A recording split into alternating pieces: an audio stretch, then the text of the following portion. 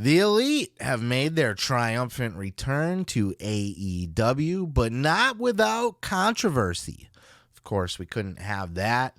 The Young Bucks, Kenny Omega making their return to AEW at the Full Gear pay-per-view, which I did a full review of. That's something I'm going to try to do more of now, time permitting. I'm also going to do one for Survivor Series as well. So keep an eye out for that and go watch the Full Gear review.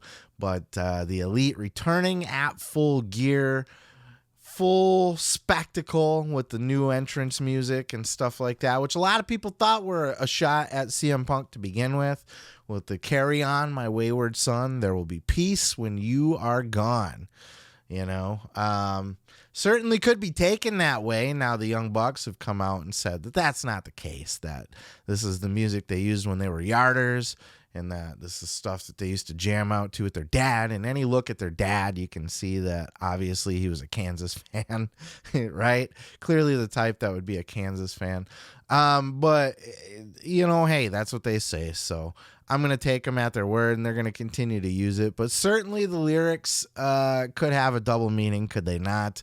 But CM Punk in the Bucks and Omega, the whole brawl out aside, Kenny Omega did an interview with Sports Illustrated and tried to lay it all to rest, tried to get the fans to just let it go. And check out this here sample from the article in which Kenny Omega says, "There are things no one can talk about, so I'd encourage people to let it go," says Omega.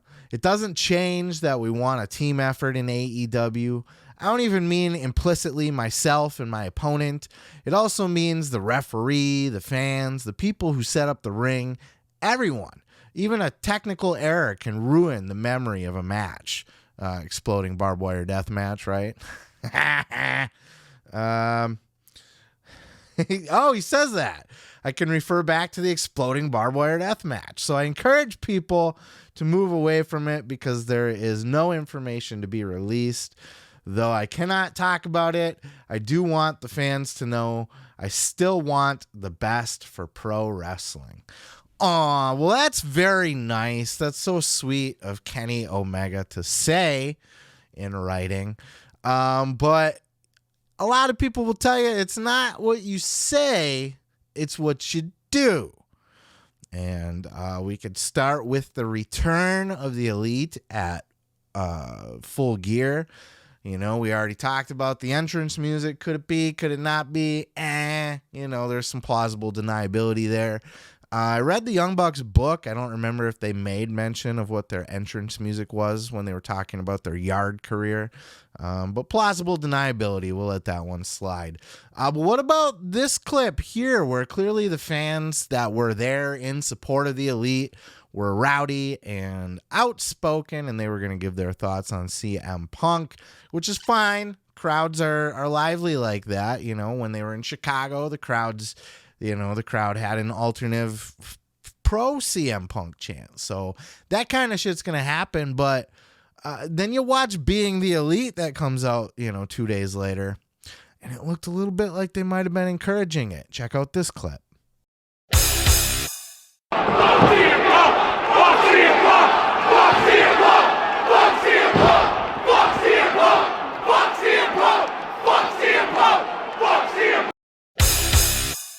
So does Brandon Cutler count as, the Elite encouraging this? Him pointing his camera at the crowd while they're chanting it.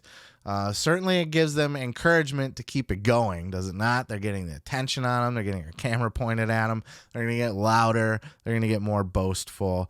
I would certainly say that was encouraged. Okay, but still plausible deniability. It was Brandon Cutler. It was for the YouTube. He didn't have to edit it into the YouTube show and make a big spectacle of it. So there's that as well.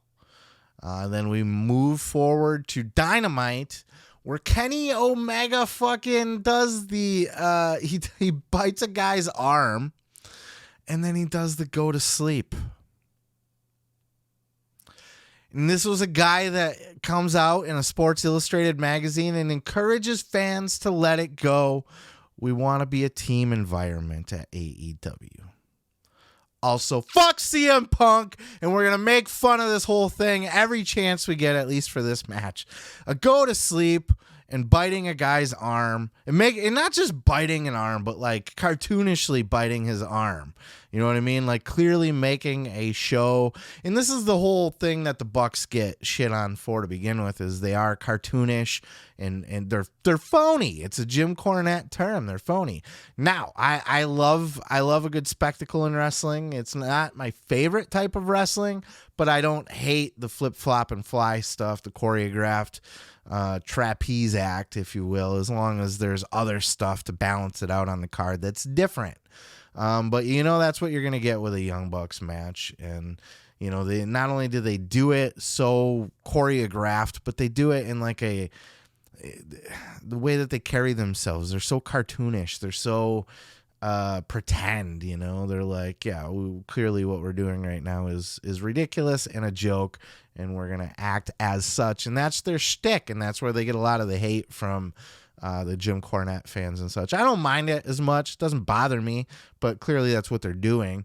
And to be that flagrant about CM Punk and the Ace Steel biting of Kenny's arm, and just when you do all of that shit, like, and then you tell fans in the same, out of the other side of your mouth to say, oh yeah, you should just let it go. We're trying to be a team here. We just want to get along. Like, fuck off. Quit trying to babyface yourself out of both sides of your asshole. You know what I mean? You're trying to babyface yourself by, we just want to let it go. I'd encourage fans to let it go too. We want to be a team player. And then over in the crowd, when they're chanting fuck CM Punk, or they're chanting for CM Punk in Chicago, you antagonize them. You stir the pot purposely. Now, maybe that was something that the Bucks and Kenny felt like they had to do in Chicago, because you couldn't ignore it. You have to address the elephant in the room to a certain extent, right? Something has to be done. Does it though? Maybe. Like I have a feeling that they could have worked a way around that, right? And what they're doing is they're just poking the bear. They're making fun. They're getting the last laugh because, it's not likely that Punk is coming back. Or going back to my CM Punk clip from earlier in the show, if you're watching the show, or just go find that fucking clip. I'll link it at the end of the thing in YouTube if you're watching just this clip. But could it be a work, Could all this be to be setting up a CM Punk return when he's able to return from his injury? Because that's the other thing. They can pretend, he's suspended, he's persona non grata. He's going to be gone for like almost a year from injury. So it's plenty of time to play up, he's gone, he's done ski, he's out of here. You know what I mean? But they could bring him back as a heel, play it up. Have him team with FTR against the Elite. Have that one-on-one match with Punk versus Kenny Omega. This is dream match shit. Likely not going to happen, though. And obviously, Punk laughing about it on his little MMA commentary booth there, that he's, having a good laugh at the expense of the whole thing. And now you have the Elite trying to troll Punk and take jabs at him. According to Dave Meltzer, people within CM Punk's camp were not happy about this. I hate these fucking news stories, by the way. This is when you see these stories, sources close to say, somebody in the locker room, people within the locker room say that these are dumb. This is just one fucking asshole with an opinion, just like everybody else, just like I'm an asshole with an opinion, just like you're an asshole with an opinion. We're all assholes with opinions, right? I just happen to have a microphone and a camera, so you get to watch mine. But mine's no different than yours. But that's the same thing when Meltzer talking to somebody who might be friends with Punk or something, who's just like, oh yeah, that was bullshit. Punk wouldn't like that. And then all of a sudden, this is a big news story. Sources close to Punk say, no, who knows? It could be, but it just seems like such a non-news story that's made into a news story. And you see a lot of this stuff floating around the wrestling industry. It's fucking goofy. Like there's one that I've seen floating around. WWE reportedly has no interest in Enzo and Cass, and this keeps popping up everywhere like it's a big news story. And Cass is fucking signed to AEW. What the fuck are you even talking about? Stupid bullshit news stories like this. So I didn't read much into what Meltzer had to say, even though it is coming from Meltzer. Meltzer also very friendly with the Elite and not so much with Punk's side. So, I don't know about that one. But either way, you know, the Bucks got to take their shots and they got to be Punk asses. And I can't imagine that they'd even want to work with Punk.